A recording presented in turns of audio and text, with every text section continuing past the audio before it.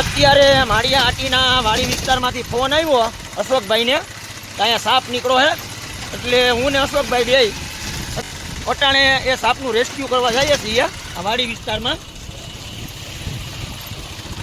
આ અશોકભાઈ જે સાપને પકડે અને એને સુરક્ષિત જગ્યાએ મૂકી દે કે જેથી કરી કોઈ મારે નહીં, તો અશોકભાઈ આ પુણ્યનું કામ કરે તો ખરેખર તો સારું કહેવાય. અને અત્યારે શ્રાવણ મહિનો હાલે છે અને અશોકભાઈ જો આવા સારા કામ કરે તો ખરેખર અશોકભાઈને તમે લોકો સપોર્ટ આપજો. હું તો એનો મિત્ર છું અને હું તો સપોર્ટ આપું જ છું, પણ છતાં પણ તમે બધા પણ અશોકભાઈને સપોર્ટ આપજો. હા, તમે જોઈ શકો વાડી વિસ્તારમાં આટલા પાણી ભર્યા છે અને એમાં અત્યારે અમે સાપનું રેસ્ક્યુ કરવા જઈએ છીએ. આ વાડી વિસ્તારનો રસ્તો આખો ઠેઠ સુધી પાણી ભર્યું છે.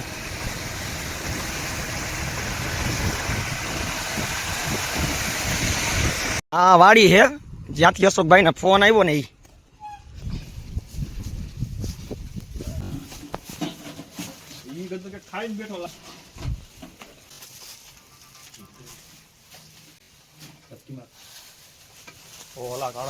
ઓહો ભાઈ મૂકી આવી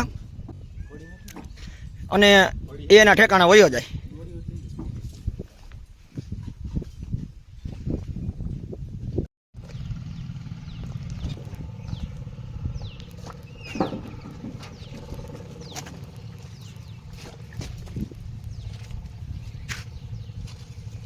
હા અશોકભાઈ, આ સાપ ક્યાંથી પકડો તમે? એક ભાઈનો ફોન આવ્યો ખેડૂનો. હા હા, કે મારા ગમાઈમાં છે સાપ. બરાબર. એટલે તો આ તમે કેટલા વર્ષથી કરો સાપ પકડવાનું? હું 25 વર્ષ. 25 વર્ષ થયા? ઓહો. તો પછી હું આ તમે આ પકડીને આવી રીતના છોડી દો? છોડી દેવાનો. એનું કારણ કે જેથી કરીને જીવ એનો બચે, કોઈ મારે નહીં. બરાબર. 25 વર્ષ થયા તમે આ સેવા કાર્ય કરો, તો સારું કહેવાય. 25 વર્ષમાં તમે કેટલાક સાપ અંદાજે પકડાય છે? યાદ નથી એટલે. પણ અંદાજે 2-3 હજાર, 4 હજાર, 5 હજાર? 5-6 હજાર.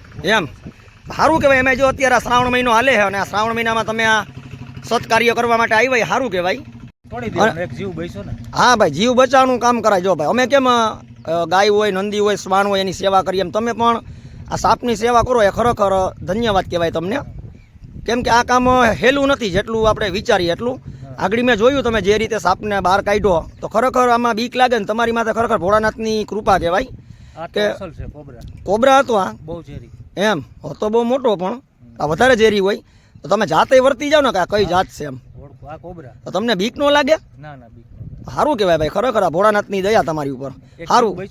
હા ભાઈ, જીવ તમે બચાવો, જીવ બચાવવાનું કામ કરો, એ ખરેખર ધન્ય કહેવાય તમને અશોકભાઈ. તો કાંઈ વાંધો નહીં, સારું કહેવાય તમારી સેવાને.